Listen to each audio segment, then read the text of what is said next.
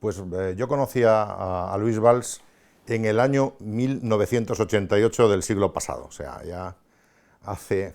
En ese momento yo tenía 26 años, y 25 para 26, y Luis tenía ya más de 60 años. Para mi sorpresa, pues al poco tiempo de llegar empecé a trabajar con él. La cercanía era un ser excepcional y además que cuidaba los detalles.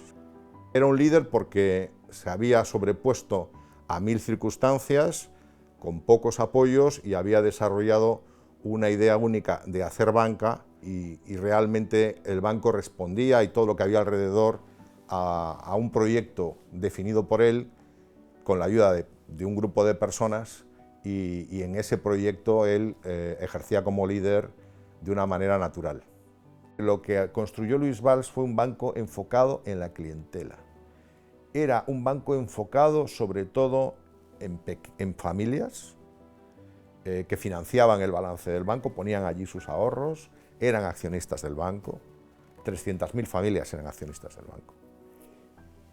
Eran depositantes, y en el activo el foco estaba no tanto en la financiación hipotecaria de las familias como las cajas de ahorro, sino en la financiación a las empresas, para los cuales había que tener lo que se llama un know-how muy específico. Y Popular lo desarrolló durante décadas. Popular acabó siendo una rara avis, concentrando en su capital, en su consejo hasta el 20% del capital. Esto era una absoluta rara avis hasta el final.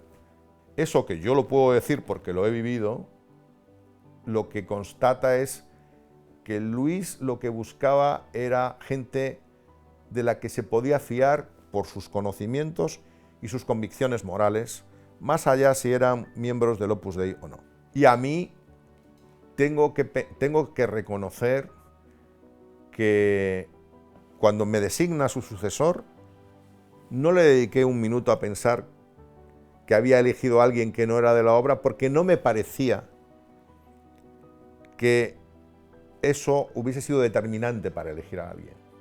Muchas veces me preguntan si a mí me transmitió algo hacia el futuro, y lo único que me transmitió era la idea, no menor, de preservar la independencia en lo posible.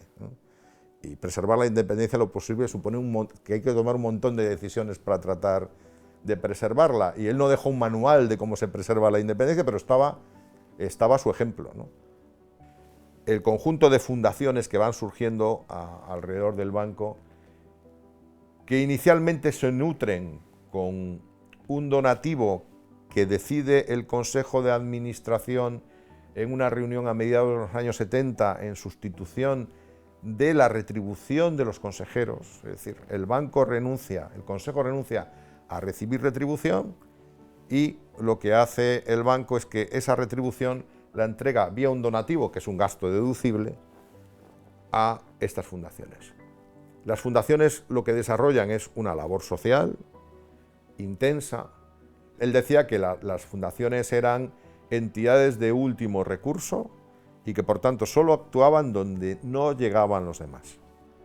Es alguien dotado de inteligencia y que era un ejemplo para todos. Le diría que le eché de menos, mucho. En los momentos más delicados, ¿no?, que me tocó gestionar, le eché mucho de menos.